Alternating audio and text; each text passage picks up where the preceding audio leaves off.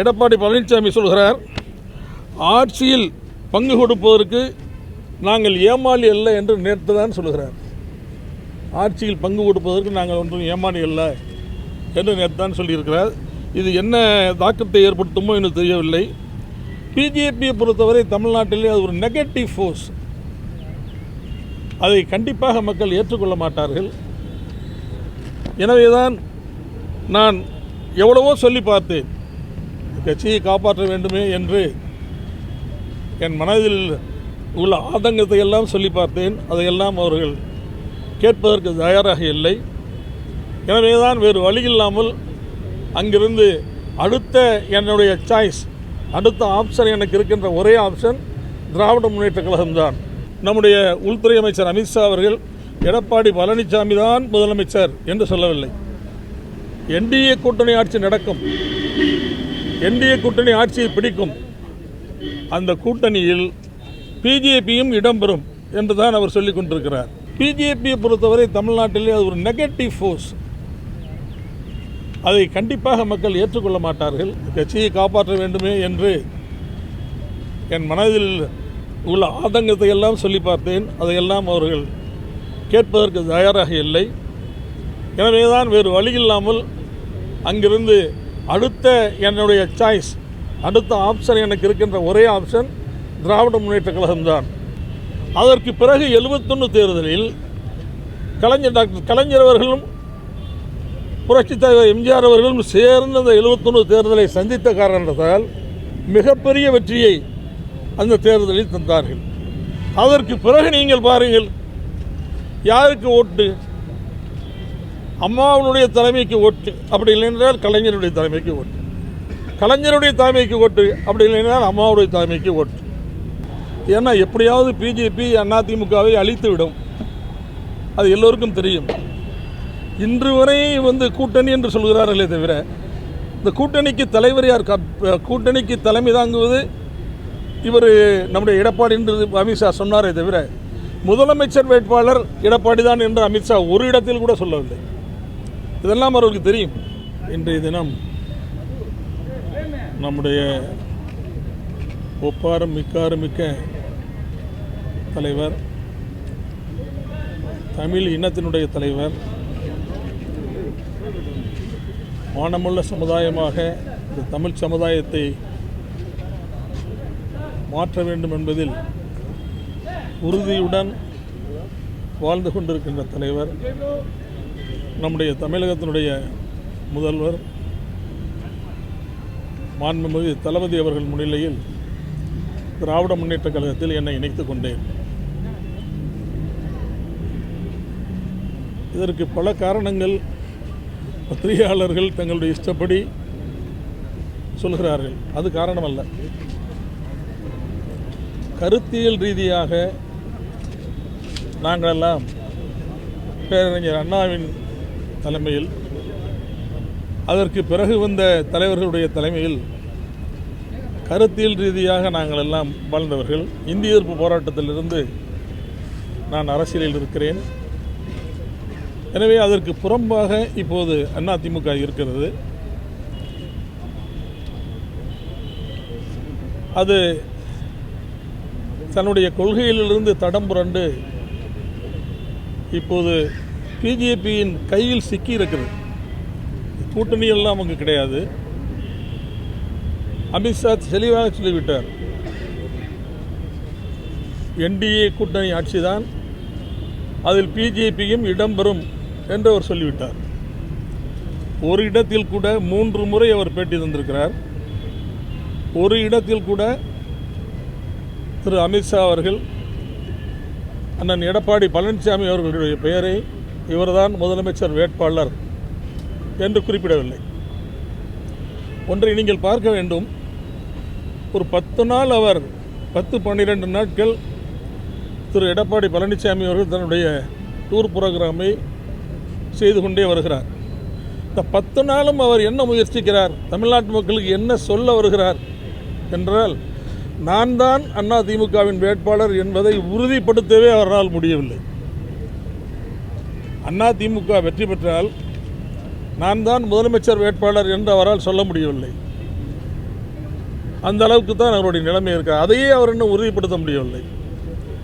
பாகிஸ்தானுக்கும் இந்தியாவுக்கும் இருக்கிற போரை நான் தான் நிறுத்தினேன் என்று ஒரு 20 முறையாவது சொல்லியிருப்பார் ட்ரம்ப். யாராவது கேட்டார்களா? யாரும் கேட்கவில்லை, அதை யாரும் கருதவில்லை. அதேபோல் நம்முடைய எடப்பாடி பழனிசாமி அவர்கள் நான் தான் முதலமைச்சர் என்று சொல்லிக்கொண்டே இருக்கிறார். இந்த கூட்டணியை பற்றி நாங்கள் ஏற்கனவே சொல்லியிருக்கிறோம்.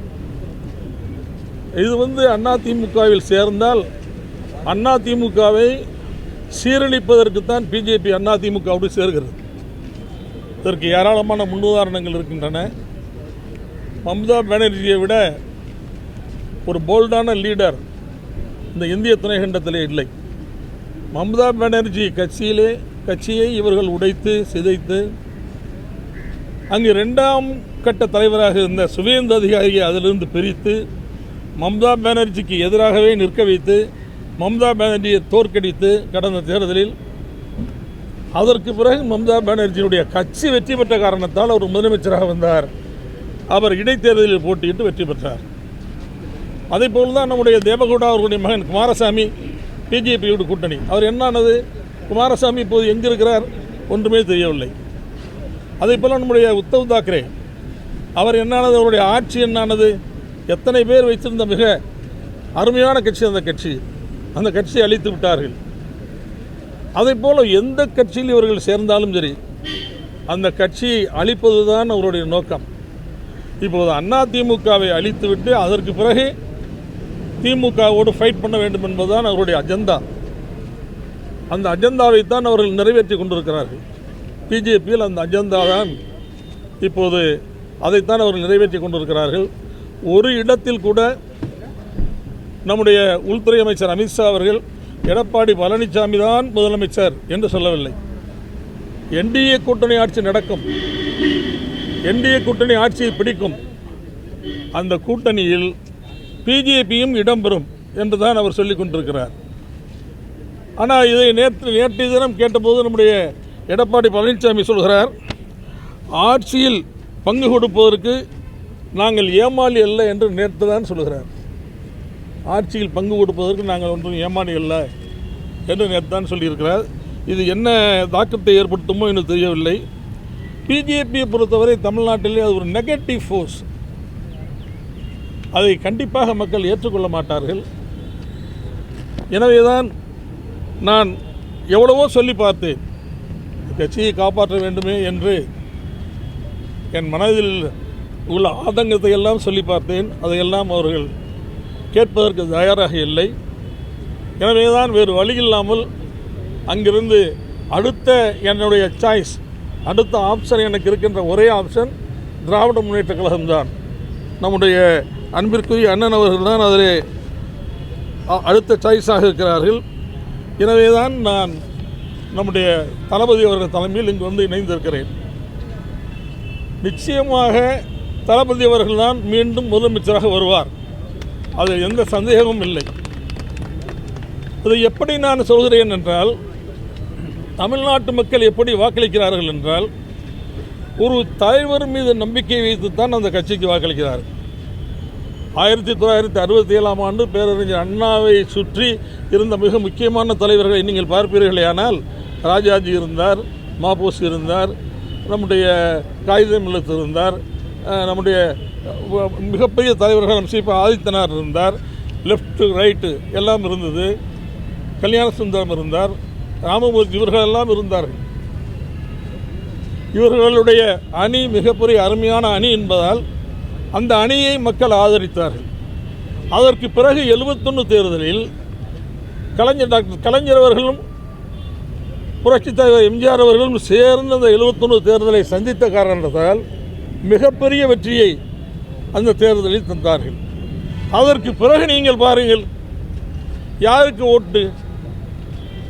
அம்மாவுடைய தலைமைக்கு ஓட்டு, அப்படி இல்லைன்றால் கலைஞருடைய தலைமைக்கு ஓட்டு, கலைஞருடைய தலைமைக்கு ஓட்டு, அப்படி இல்லைன்றால் அம்மாவுடைய தலைமைக்கு ஓட்டு.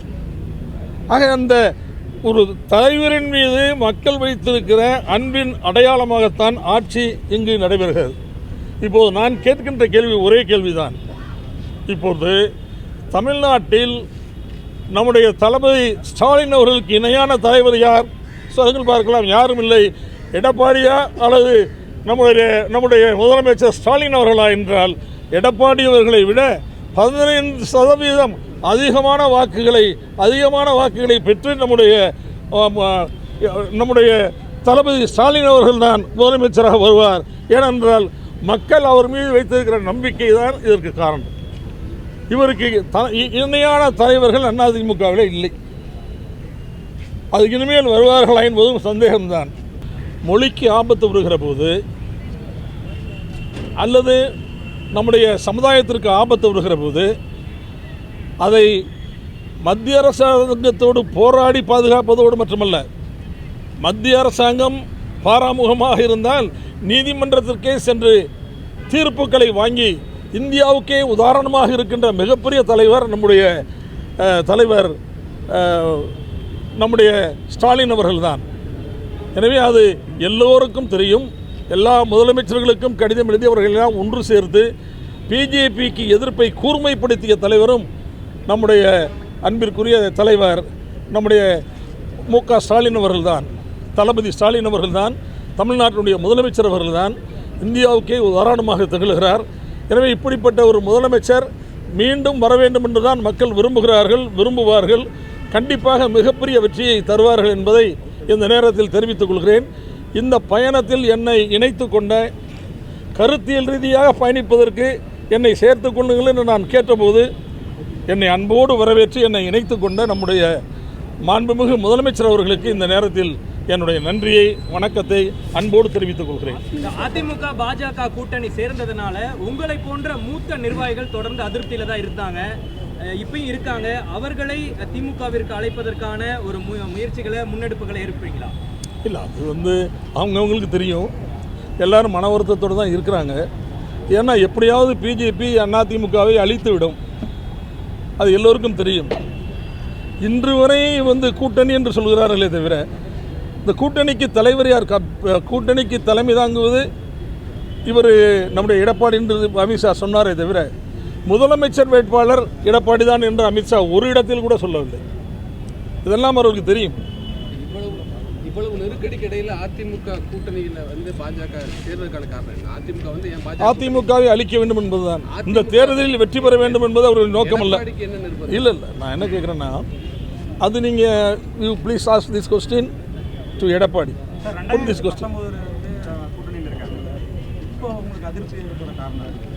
சார், ஒரு கட்சியில் கூட்டணி வைக்கிறது வேறு சார். என் அம்மா இருக்கும்போதும் கூட்டணி வச்சாங்க, நாங்கள் ஏற்றுக்கிட்டோம். அப்போ வாஜ்பாய் இருந்தார், அத்வானி இருந்தார். ஆனால் இன்றைக்கி இல்லை காம்பினேஷன் அப்படி இல்லையே சார். இன்றைக்கி மோடிஜி இருக்கிறாரு, நம்ம இவர் அமித்ஷா இருக்கிறாரு. அவங்க கட்சி அழிக்கணும்னு நினைக்கலையே சார். அவங்க அதிமுகவுக்கு அஞ்சினார்கள்.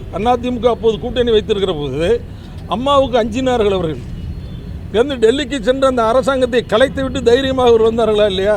அப்படி அதிமுக இப்போது இருக்கிறதா? இப்போது அப்படி இல்லையே. எனவே அதற்கும் இதற்கும் பொருந்தாது. அந்த கூட்டணி என்பது வேறு, இந்த கூட்டணி என்பது தேர்தலுக்கானது தான். அது எனக்கும் தெரியும். இது தேர்தலுக்காக தான் இந்த கூட்டணி வைத்திருக்கிறார்கள். ஆனால் அவர்களுடைய நோக்கம் அது இல்லை. இந்த தேர்தலில் வெற்றி பெற வேண்டும் என்பது அவருடைய நோக்கம் அல்ல.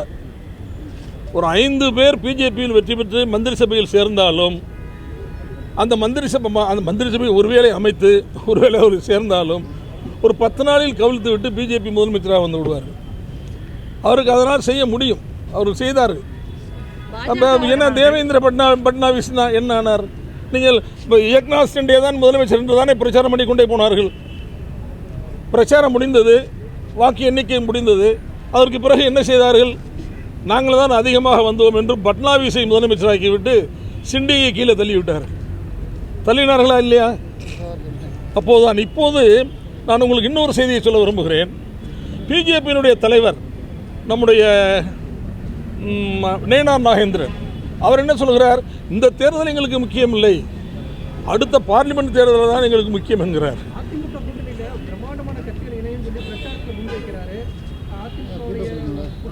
பிரம்மாண்டமான கட்சியே 2 கட்சி தான், ஒன்று அதிமுக, இன்னொன்று திமுக. வேற என்ன பிரம்மாண்டமான கட்சி தமிழ்நாட்டில் இருக்கு? நீங்களே சொல்லுங்க. உங்களுடைய கருத்தை எடப்பாடி பழனிசாமி உதாசனப்படுத்தினாரா? ஏன்னா 2021 இதே போல ஒரு கருத்தை நீங்க சொன்னீங்க. அப்போ நிர்வாகிகளுடைய கருத்தை கேட்க முடியாத அளவுக்கு எடப்பாடி பழனிசாமி இருக்காரு. யார் கேட்க மாட்டார். நான் ஏன் பேச மாட்டேன் இல்லைங்க, 7 முன்னாள் அமைச்சர்கள் அண்ணன் எடப்பாடி பழனிசாமி அவர்களை சந்தித்து அதிமுகவில் ஒற்றுமை வேண்டும், அதிமுக மீண்டும் உயிர் பெற்று எழ வேண்டுமானால் அதற்கு சில யுக்திகளை நாம் கடைப்பிடிக்க வேண்டும் என்று சொன்னார்கள். 3 மணி நேரம் விவாதம் அவருடைய வீட்டிலேயே நடந்தது. அந்த விவாதத்தில் கலந்து கொண்ட ஒரு அமைச்சரை என்னிடம் சொன்னார், என்ன நடந்தது என்று சொன்னார். கடைசி வரை எடப்பாடியார் அவர்கள் ஒப்புக்கொள்ளவில்லை, வேறு வழியில்லை என்று விட்டுவிட்டார். அவர் இது எதையும் ஏற்றுக்கொள்ள மாட்டார்.